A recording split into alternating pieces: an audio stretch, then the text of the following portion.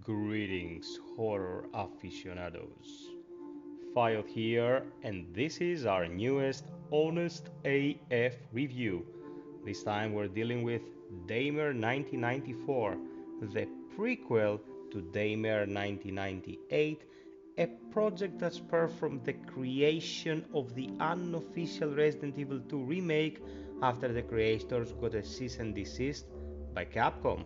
They moved from the then unofficial remake of some other company's game into making their own and created a game that was very true to form when it comes to survival horror, albeit with a lot of junk. That's probably tied to the budget they were working with, but Invader Studios, the people behind DAYMARE 1994, have obviously learned a lot throughout these 4 years. The technology used in Sandcastle is vastly superior, the graphics are very well put together, and the sound is simply fantastic. Now we have to talk a bit about the character of the first game, and I'm not talking about the protagonist, I am talking about the way writing and tone was approached. DAYMARE 1998 was probably intentionally cheesy. And when I say cheesy, we're talking F-bombs every 5 seconds, a lot of gravitas when the characters were talking, flailing arms around, and it looked like something that one would say was so bad it was actually good. If you've been following this channel, you know that there is a lot of people in the subscribers base that actually love the initial DAYMARE 1998 exactly because it was so cheesy. What does remain of the cheesiness of all that character though?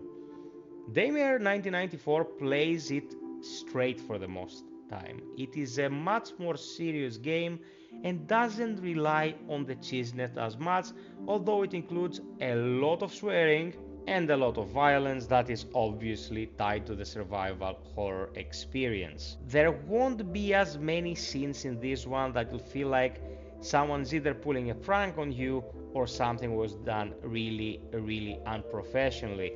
Voice acting is much better than the previous time, and lip sync and animations have been vastly improved. There is a bit of stiffness to how the characters emote, but imagining what these people went to create something so polished with such a small team, I'm not gonna throw shade at their work. I know of much larger teams with much larger budgets that have made games that can't hold a candle to this. So let's continue. We've touched upon the graphics, and the overall presentation is sublime when it comes to texture work and design. The particle effects littering every area, the lightning, shading, and even reflections in some cases are all top notch. It's obvious that great attention was put into making the place feel like it's condemned, like something went terribly wrong. And of course, here you're only gonna see areas and gameplay from the demo. I never spoil anything in my reviews, but as you can probably see for yourself, we are talking about great refinement in every aspect of the engine. This looks nothing like DAYMARE 1998. Things have improved vastly. All this is accompanied by fantastic sound design. And when I'm talking fantastic sound design, if I could compare the sound design of this to something recent, I could really bring up Resident Evil 4 and Dead Space Remake, because we're talking about that level of detail. When you step on glass, you will hear broken glass sounds. When you step on water, you'll hear water. Over electrified lamps breaking or water pouring from various sources, little bubbles in display cases, computer screens, everything in lo-fi because it's supposedly 1994, everything done meticulously. It's fantastic, a real treat for the senses. How does it play? DAYMARE 1998 really stuck to its guns when it came to the traditionalisms. You had 2 or 3 guns per character, and you would mostly fight zombies that would go down faster if you shot them in the head. There was a chance to score critical hits, and so on and so forth. The enemies of 1994 are not exactly zombies, and pretty early on you get to fighting three distinct variants, two of which can evolve into stronger versions of themselves if you do not dissipate the energy released by their defeated allies. So there is a lot of strategic depth when it comes to what you should prioritize destroying and how you are gonna get rid of the residual energy that will buff the remaining foes. Early on in the game you get a device called the Ice Grip that allows you to freeze enemies, and as you upgrade it, it gains access to more abilities like creating shields around you, placing mines, throwing cryo bombs and all that good stuff. It adds an extra layer to the complexity of combat altogether, although there is a little chaff left from DAYMARE 1998 that comes from the obsession of enemies not to just hit you but grab you, and when they're really close to you, your weapons seem to go through them and you cannot, let's say, blast them with a shotgun in the face, something that would have been very effective. When it comes to your tools of distraction, you'll play the vast majority of the game using two guns. You start with those two guns and you keep playing with those two guns. Why? Because Reyes is a soldier and she has a loadout. From a logical standpoint, it makes perfect sense. If a soldier leaves base with a sidearm and an assault rifle, they're gonna have to fight with a sidearm and an assault rifle. The problem here is that although both of your weapons, your shotgun and your assault rifle, that looks like an MP5 SMG, but the game insists on calling it an AR, are both competent and work as intended. You use the SMG to finish enemies off and for longer ranges, and the shotgun to blast them in the head when they get close. It's just two though, and spending so much time with two weapons can sometimes feel a bit tiresome. You get upgrades to them, of course, that improve the functionality in some regard, but they're still the same two guns by the end of the day. Damage and hit registration at least work well, and those heads pop real nice whenever you unload a shell of buckshot on their cranium. Now I'm gonna talk about something that was lost in transition. If you remember DAYMARE 1998, you will remember its very strange and unique inventory. In DAYMARE 1998, the inventory was a clunky mess of functions that didn't really translate well to either controller or mouse and keyboard, but it was a blast from the past accompanied by a certain charm of its own. Here, your inventory is just a grid. If you have enough slots, you pick up another item. If you don't have enough slots, you don't pick up another item. The nuanced approach that the original took when you wanted to reload, you had two options. You either drop the mag from the mag well, put in a fresh one, and then you could, if you wanted, pick up the empty mag from the floor, fill it with bullets, or combine the leftover ammunition of other magazines to create complete ones. All that is taken away here. It is just absent. We're back to square one, a grid, your items are in that grid, and that is all. There is no box where you can leave your supplies to find them somewhere else, although first game did a great job of logicalizing how magic boxes work in games like Resident Evil. Here it was like a tram system. You put something in and the tram system would transfer it to the next station. All that is gone. It's just a bare bones inventory, and there is no tactical approach to reloading whatsoever. All those systems are gone. I don't understand why they did it. Streamlining the inventory a bit, yeah, but still they could have kept most of the functions when it comes to ammo management.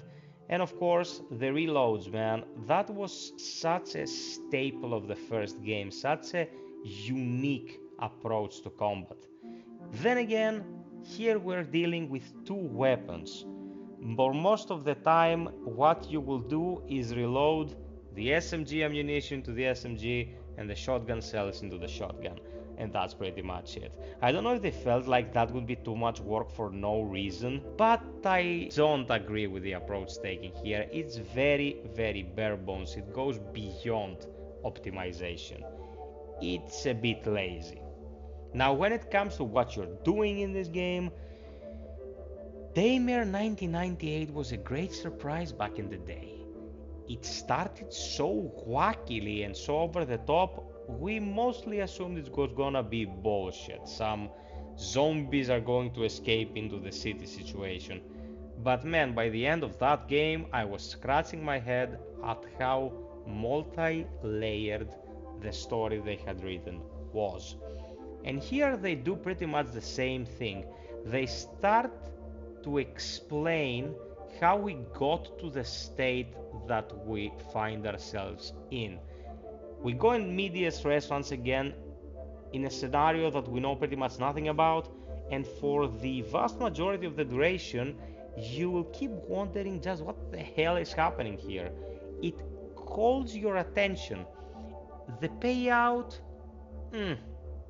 it can be hit or miss according to personal taste as well, but it has good pace and it relays a story much akin that of the first game. Conspiracy theories, Area 51, and stuff like that.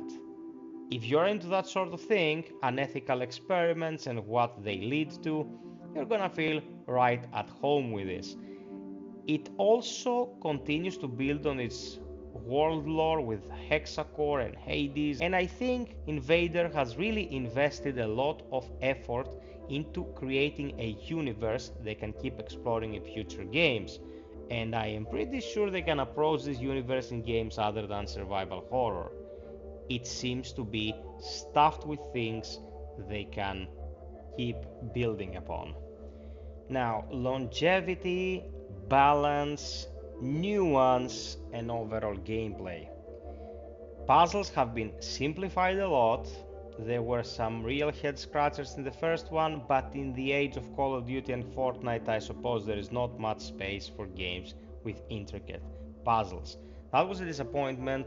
Combat has been improved a lot, although the grabby, touchy situation still feels a bit clunky, and the duration of the game is what should be expected from a game like this. I talked about the lack of storage boxes and stuff like that, but in reality, the game moves in such a pace that storing stuff and retrieving them would kinda feel redundant. You go from chapter to chapter, you never revisit areas that you left behind you, and it keeps telling what it wants to tell you in a streamlined manner. There is just the right amount of exposition via logs and audio logs. You'll find some, you'll read them. They're usually 2, 3, 4, 5 pages long, but really small ones. They won't take you out of the action for more than a few minutes or seconds if you read fast. And that is further proof that they were going for a more action focused experience. Nothing wrong with that. We've seen in the past that if it's done right, a more actiony approach to survival horror will work wonders. It's still 100% survival horror, especially if you play on the highest available difficulty setting. In the lower ones, enemies will sometimes drop supplies, but if you play on hardcore like I did, enemies don't drop anything. They're just physical obstacles in your path that only reward you in a sense of optimizing ammo usage and avoiding damage. This is great because it has something for everyone. If you're playing on the lower settings, you will be able to resupply more efficiently. If you're playing on the highest setting, it's 100% survival horror, where what's available in your environment is all you get. The problem with that is that they're pretty much two consumables. There is a health pack that restores 75% of your HP, and there is a cryo replenisher that will replenish your frost grip. That's it. For the vast majority of the game, those are the two items you have to quote unquote manage.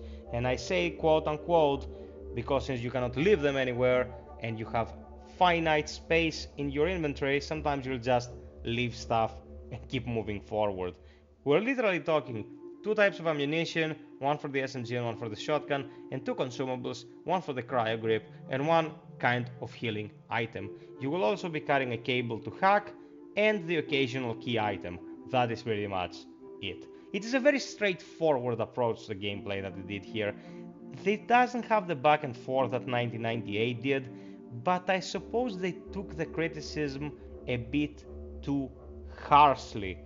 I know a lot of flack has been thrown at 1998 because of the production values mostly, and they wanted to make a game that will appeal to a grander audience. Totally understandable. These people are human after all, and I suppose they didn't want to read the same shit about their second game. Stands to reason. Now, of course, there are achievements and challenges to be completed, but nothing else. It is a straightforward 8 to 10 hours game, sports 3 difficulty settings, and that is pretty much it. It goes for 40 euros, and the physical editions go for around 50 if you go for limited or collectors, but that's it. There's nothing else to do. If you do a complete playthrough finding all collectibles, the only thing you can do from then on is go for speedrunning and stuff like that. A deathless run is suggested as an achievement, and it's pretty easy to pull off if you know when to reload your checkpoints. So, is this a suggested purchase? I'd say if you like survival horror, you liked 1998 but you detected the weaknesses in its design, then this will be right up your alley. Is the product of honest labor. The guys put in the hours, improve their technology vastly, create a likable protagonist. By the way, Reyes is a badass. I like her very, very much. And produced a story that will take you from point A to point Z, pretty much in a straight line, whilst also giving you some very effective atmosphere and a few jump scares. Works well, have zero crashes so far, running a 3070 Ti, I'm getting 100 frames with DLSS, looks gorgeous, plays well, no crashes, very refined, very polished, but in the end, a very straightforward and to an extent predictable experience when it comes to the gameplay. Story might seem very interesting for some people, not so much for others, but what is on show here for the price asked is really a game that should be experienced, especially if you are a fan of the horror genre. Guys, as I always say, support small developers. At least these people use what they have available in their possession to create the best possible experiences for us without trying to rip us off. Playing this game is just what is promised. There will be no microtransactions, no stupid add-ons that will give you an extra hat or a pair of cat ears. Survival horror game, it keeps its tone as it should and plays it straight from start to finish, keeping a straight face. So, from yours truly, if you can afford it, although it's a pretty packed year, give DAYMARE 1994 a chance. I think these people deserve our support. They have proven time and again that they believe in this IP. It's their baby. They're gonna keep building on it. And as they grow, we will be able to enjoy even grander projects. If this is their second game ever, imagine what the third might be like. Sub, like, and hit the bell if you want more content like this. Thank you very much for watching. Support the channel via Patreon or the other platforms that you'll see in the description below. And until next time, be well, stay frosty, and always strive for perfection. Cheers!